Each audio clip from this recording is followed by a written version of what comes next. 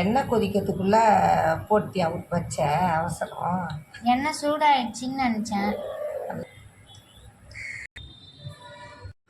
என்னம்மா இது 3 பாகமாக பிரித்து வச்சுருக்கீங்க?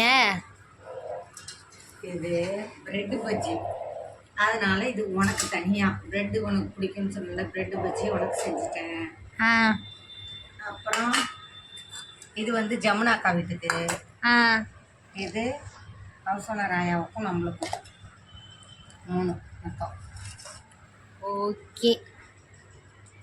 இது வந்து ஜமுனாக்காவுக்கு கொடுத்துட்டு வரணும். இந்த டப்பா ஜமுனா ஆண்டி வீட்டுக்கு, ஜமுனா ஆண்டி வீட்டுக்கு.